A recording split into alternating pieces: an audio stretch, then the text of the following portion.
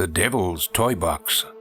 The Devil's Toy Box is an urban legend that savvier horror fans will recognize as the inspiration for the infamous lament configuration from Clive Barker's seminal Hellraiser series. Though in reality, the titular box is not a toy at all, but rather a small room where the floor, the ceiling, and the walls are each composed of one giant mirror. According to the legend, if you stood inside this mirror room alone for too long, supposedly the devil would show up and steal your soul. In most versions of the story, he did so by flaying you alive.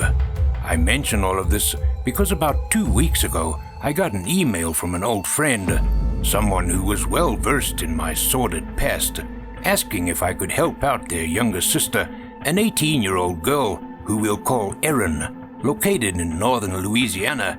The specific parish where Erin lived shall go unnamed for reasons that will soon become obvious. Like pretty much everywhere else, the place where Erin grew up had its own annual haunted house attraction that went up every October. The attraction was called Farmer's Grave Haunted Orchard, and in past years it had been every bit as thrilling as that name suggested, which is to say, not very. So for the previous Halloween, the owners decided to spice things up by building several new interactive installations which included a windowless shack called the Devil's Toy Box. This shack housed a small room composed of large wall-sized mirrors. That's how Erin heard it described anyway. She had never been inside the toy box herself. Farmer Graves closed less than a week after opening, a result of the numerous people who had to be hospitalized after going inside the Devil's Toy Box attraction. Erin didn't get a chance to try out the box for herself before the closure, but she had heard countless stories about it from her classmates at school. Apparently, no one could last longer than 5 minutes inside the room. There was even a large timer set up beside the building that showed the current occupant's length of stay under a second clock displaying the longest recorded time up to that point, which maxed out at just over 4 minutes before the attraction finally closed. The man who managed to last that long, Roger Heltz, age 52, father of 3, had been reduced to a wide-eyed mute. To this day, he still hasn't said a word. One woman suffered a heart attack after just 90 seconds inside the box. A 17-year-old boy had to be dragged out, kicking and screaming. The boy was from a nearby parish and hadn't gone to Erin's school, though her friend Celeste claimed her parents were friends with the boy's mom. They went to his funeral when he killed himself 2 weeks later. Whatever the truth of the matter, town officials were quick to act in getting Farmer Graves shut down. Of course, that didn't stop people from talking about the now infamous attraction, which they began to do almost immediately. For the next month or so, it seemed like the toy box was the only thing on anyone's mind. It had become the stuff of legend, and of course, it didn't take long for the local kids to start venturing out to the orchard at night to see the box for themselves. Farmer Graves' haunted orchard was owned by a middle-aged couple named Will and Darlene Sawyer. When the town council ordered the Sawyers to shut the place down, they were so pissed about the ruling, they left most of the attractions still standing, including the Devil's Toy Box. The actual orchard was on a plot of land located at the rear of the Sawyers' property and was only accessible by a narrow 2-lane dirt road. One night, several seniors at Erin's school snuck out to the Sawyers' property on a dare and claimed they found the toy box's entrance padlocked, but then Will Sawyer showed up out of nowhere and asked them if they wanted to go inside. Will's sudden arrival had startled the young men, but once they realized that he wasn't mad at them for trespassing and in fact seemed genuinely happy to see them, the guys decided to take him up on his offer to have a go inside the box. Of course, they chickened out as soon as Will unlocked the door, and it seemed to swing open on its own, like a hungry mouth at the sight of food. That's how the rumors about midnight screenings of the Devil's Toy Box began to circulate. Most of the people who ventured out there afterwards claimed they encountered Will Sawyer after waiting beside the toy box for an unspecified length of time. A few even said that they went inside the box, but these claims were always dismissed as bullshit. no one came out of that box that was coherent enough to talk about it. Last week, Erin's boyfriend Troy went out there with some of his idiot friends, and Erin hadn't seen him since. His parents reported him missing, and Erin even told the cops about the rumors surrounding the toy box, but they barely seemed to be listening. Now, Erin was going crazy worrying about Troy, and of course, she was hoping I would be intrigued enough by her story to come with her to investigate Farmer Graves because she was too scared to do so by herself. Erin's location was only a 3-hour drive from New Orleans, so I asked my friend Jason and his girlfriend Gretchen to take the ride with me. This way, I wouldn't feel so weird about driving all that way to see an 18-year-old girl I didn't know. We rolled into town at about 5 p.m. that Saturday and met up with Erin at the McDonald's, as she called it. I laughed when I first heard her say that and immediately felt like an asshole for thinking it was funny that Erin's town only had one McDonald's. Our meet and greet started out a little awkward on account of all the stares we were getting from the rest of the restaurant. Then again, 4 strangers driving into town to meet a teenage girl at the McDonald's will do that. Thankfully, Gretchen was there to defuse the situation with one simple question. "Did you make that?" She was pointing at Erin's backpack, which was actually a stuffed doll that I recognized as Lumpy Space Princess from the cartoon Adventure Time. Only most of the stuffing had been removed and a purple pouch had been sewn into it that sealed closed via a matching purple zipper. The straps were made out of old retro-looking seatbelts. Erin nodded and Gretchen's jaw dropped. "Oh my God, will you make me one? Will you make me 2? Gretchen asked. "Sure, as long as you provide the supplies," Erin said, laughing. "Deal." Gretchen was grinning ear to ear as she turned to face me. "You have to help this girl so she can make me tiny, adorable backpacks." It was a little after 10 p.m. when we neared the end of the narrow dirt road that led to Farmer Graves' haunted orchard. We parked beside a tall wooden archway that designated the orchard's front entrance. I handed out flashlights from the small stash of them in my trunk, and then we started inside. The place looked about how I expected it to. A row of brightly colored plywood shacks lined the vacant field, besides several rows of satsuma trees that had been covered in fake cobwebs and scary decorations. Each shack had a sign displaying the name of a different attraction. There was Horn Toss, which, judging from the illustration on its side, was a ring toss game where you tried to throw halos onto a demon's horns. Werewolf Bowling, which was anyone's guess, and my personal favorite, The Exorcist, which was a mounted squirt gun game that had several wood cutouts of Linda Blair's face as its targets. Cartoon water tanks were painted below each of the mounted squirt guns that were labeled Holy Water. The Devil's Toy Box was the last shack in the row. It was painted a bright fire engine red, and the door, which made up one entire wall of the small structure, was padlocked shut. Someone had stacked a dozen or so rusted folding chairs against the side of the toy box. Erin grabbed one of the chairs and began to unfold it as she said, "Now we wait." "How long?" Gretchen asked. "It varies, but hopefully not forever." Erin motioned at the thick patch of wilderness to our left, and I turned to see a window glowing out there in the distant darkness. "See it? That's the Sawyer house. They must know we're here, and that's a good thing." Gretchen's tone was tense, and she had a look on her face that said she just realized how much she didn't want to be doing any of this. Before Erin or I could answer, she turned to Jason and asked, "Baby, will you walk me back to the car?" Jason gave her an irritated look. "What? Why?" "Because all of this just got too real. You knew what we were coming out here to do. I explained it to you in vivid detail." "Jason, please." "No, it's bullshit, Gretch. You do this every time." "I know. This is the f***ing Avengers sneak preview all over again. I miss everything cool." "I'm sorry." She batted her eyes as she gave Jason an adorable frown Gretchen had honed over many years of getting her way. Jason let out an exasperated sigh, and I handed him the keys to the car. "I'll be right back," Jason muttered. I pulled out a chair and took a seat next to Erin as we watched the beams from Jason and Gretchen's flashlights shrink off into the darkness. A thought came to me just then, as if this didn't really already resemble an episode of Scooby-Doo. Now we're splitting up. That's just asking for it. As soon as the words crossed my mind, we heard the crunch of approaching footsteps. Aaron and I stood in unison and exchanged a panicked glance before turning to face the forest bordering the orchard. A middle-aged man with long, scraggly hair emerged out of the darkness and into range of our flashlights. He was holding an electric lantern and wearing an open bathrobe over a dirty white undershirt and sweatpants. Will Sawyer was basically Vincent Price if he had starred in The Big Lebowski. He smiled and gave us a thumbs up as he said, "You here for the box?" "Sort of," Aaron responded, and Will gave her a look like he had no idea what that could possibly mean. "Have you seen this guy?"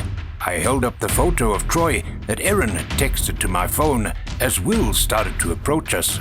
He squinted at the picture. "Maybe," he said. "When was that?" "A few weeks ago. He was the one that went in the box. Most won't go inside anymore. Lasted almost 3 minutes. Then he ran off screaming." Aaron let out a sharp gasp. Ran off? Ran off where?" Will pointed a thumb back at the dark patch of wilderness behind him and replied, "Into the f***ing woods. Where do you think? I opened that door and he came shooting out, dick flapping naked from the waist down, had his boxes on his head and his pants wrapped around his neck like a scarf. It was honestly pretty funny." Aaron covered her mouth with her hand as her eyes began to well with tears. Will grinned and said, "You want to see inside?" "We aren't here for the box," I said, stepping in front of Aaron and glaring at Will. "But it's so breathtaking," the man said as he gestured towards the toy box's wide door, which slowly swung open. The interior was shrouded in darkness, but I could still see something vaguely human-shaped moving around inside the box. "Yeah, that. Run!" I grabbed Aaron by the arm and pulled her along with me as I sprinted away from the toy box. I could hear something chasing after us as we ran back towards the orchard's entrance, and I say something because it certainly didn't sound like a person. What I heard weren't footsteps, but rather one long scraping sound, accompanied by a wet breathing that reminded me of a panting dog. Thankfully, Jason heard me screaming just as he and Gretchen reached my car. They turned to spot me and Aaron running towards them with identical expressions of pants-shitting terror. Jason must have caught a glimpse of the thing chasing after us too, because his own face went pale. He quickly unlocked my car and threw himself behind the wheel, screaming for Gretchen to get in. She hurried into the passenger seat, and the moment she buckled her seatbelt, he started the engine and accelerated towards us, closing the gap in a matter of moments. Jason slammed on the brakes as he neared, and the car screeched to a halt inches away from us. I went to open the back passenger door, but it was locked. So was Aaron's side. I banged my fist on the window and pointed down at the locking mechanism. Jason mouthed, "Oh shit!" He turned and scanned the door controls on the driver's side, looking for the master switch. The scraping sound was growing closer, but I refused to look back and banged on the window once more.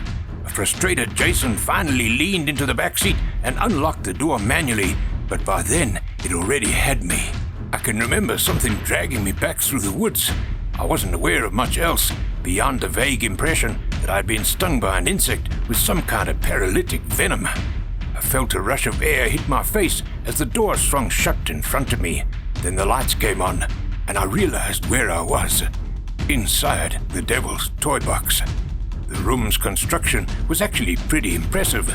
The floor was a thick sheet of transparent plexiglass, layered over a mirror identical to the ones that made up the ceiling and walls. With the door shut, the mirror on its other side was just as seamless as the rest. Thin fluorescent bulbs ran between the crevices where each mirror met the next, washing the room and its endless reflections in a pale yellow light. I made the mistake of looking down at the chasm of reflections below me and almost fainted. I shut my eyes and held out my hands, feeling for the nearest wall. I leaned against it while trying to force my head to stop spinning. Someone was whispering my name. Joel. I opened my eyes to see my reflection smiling at me as it said, "You're his now." I let out a startled scream and backed away from the mirror I was leaning against. Something was moving around behind my reflection. It was hard to see what it was at first, but something was climbing up through the corridor of my reflections, making its way towards me. As it got closer, I saw that the something was me. Well, not exactly. His features were too blurred, as if this reflection of me had been so far back that its face had been reduced to a distorted mess. That was the Joel that was coming for me. I began to bang on the entrance wall, which felt padlocked into place. I let out a frustrated scream and finally turned to face the thing coming for me, only to find that my reflections had returned to normal. There was no longer a blurry me in the mirror. I let out a reflexive sigh of relief. A beat later, it emerged from the mirror beneath me and grabbed onto my legs. I woke up screaming, and Erin shot me a panicked look. We were still seated outside of the toy box. "Sorry, I must have nodded off," I said. Erin opened her mouth. She hesitated before replying. "I'm worried about your friends." I rubbed my eyes. "Why? How long have they been gone?" "A while, almost 30 minutes. I pulled out my phone to check the time, confirming what Erin had said, and I sighed. "Guess we should go check on them." As Erin and I started on the path back towards the entrance to the orchard, I nodded in the direction of the Sawyer house. "You think he's going to show?" I asked. Erin thought about it for a moment and nodded. "I hope so. If not, I don't know what I'll do." I glanced at her, worried that Erin was about to start crying, but the look on her face was one of stoic acceptance. Just as I realized that I was staring at her, Erin looked up at me and we exchanged a moment of awkward eye contact. I smiled to try and play it off as I quickly faced forward. It was then that I realized we had lost our way in the dark and had somehow ended up in the dense patch of woods that bordered the orchard. How the hell? I scanned the surrounding wilderness with my flashlight, trying to get my bearings, but I couldn't locate the orchard or any of its accompanying structures in the darkness. Then, after a bit of what I thought had been backtracking, we found ourselves at the front steps of the Sawyer house. It was a rustic white 2-story, 3 if you considered its 6-foot elevated flood-proof foundation similar to a lot of the homes in the area. The space beneath the porch was unlit and pitch black. Yet staring into it, I could have sworn I saw movement under there as Erin gestured at the house. "Guess we might as well say hi," she said. Erin started up the front stairs before I could even begin to mention the many ways in which that might be a bad idea, and without hesitation, she knocked on the front door. "Shit," I muttered to myself and hurried up the stairs to stand beside her. There was a tense beat of silence, and then from inside came the sound of footsteps across hard wood floor. The door was suddenly yanked open, and a middle-aged woman with gray-streaked hair and the brightest blue eyes I'd ever seen was standing there, glaring at us. This must have been Darlene. "You here for the box?" she said, giving both of us a cursory scan. I experienced a moment of intense deja vu as Erin replied, "Sort of." Darlene leaned outside and glanced around. "You better come in then." Erin and I exchanged a cautious look as the woman turned and started back inside, leaving the front door open behind her. Erin responded with a shrug that said, and then entered the house. As I followed her in and shut the door, I heard something rustling in the bushes outside. "Lock it, please. There's shit all in these woods," Darlene said. The rustling sound grew louder as I turned the deadbolt and it slid home with an ominous thunk. We followed Darlene into a den that reeked of weed as she gestured to a half-smoked blunt burning away in the ashtray. "Help yourself," she said, gesturing to the blunt. She took a seat on the sofa and muted the large flat-screen TV mounted to the wall in front of her. "Now, how can I help you?" I cleared my throat and replied, "We were told to expect a Will Sawyer. Is he coming?" "He killed himself last night, so probably not." "Oh my God, I am so sorry," I said. "Yeah, so, how can I help you?" "Well," I held up my phone and showed her Troy's picture. "We were wondering if you remember seeing this guy out at the orchard recently," I said. Darlene examined the photo. "Not that I recall, but I never went out there much after the incident with the toy box. It's my fault that godforsaken room got built in the first place. Every time I see the thing, I want to cry," she said. Erin tilted her head, her tone curious when she asked, "It was your idea to build a devil's toy box?" Darlene slowly shook her head. "No, I was sick, like really sick, and that demon or whatever Willie summoned told me he would make me better if we built a room of mirrors and got people to go inside it. If your friend went in there, I can tell you one of three things happened. He's either dead, catatonic in a hospital, or out in those woods. The ones that end up out there, something happens to them, like when a pig gets loose and grows tusks. But if it'll help, you're welcome to look for him here." "Here, as in your house?" Erin asked. "Yeah." Darlene stood, slid her coffee table out of the way, and pulled the rug aside to reveal a crude hatch cut into the hardwood floor. "Will brought a few of the ones that went in back home. I think he felt sorry for them. Anyway, he kept them down here." The woman pulled open the trapdoor, and I was hit with a stench that was so potent. I don't know how we didn't notice it when we were outside. It was the smell of human filth en masse. Darlene nodded at me. "You got a flashlight?" I returned a nod and handed it to her. She switched on the light and aimed it down at the open hatch, revealing the upturned faces of 4 naked, emaciated men. "Any of them look familiar?" One of the men hissed at us.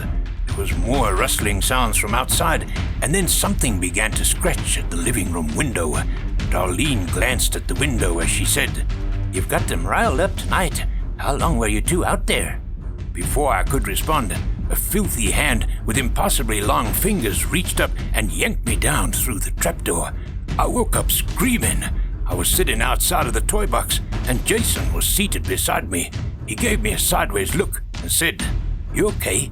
"Yeah, bad dream, sorry."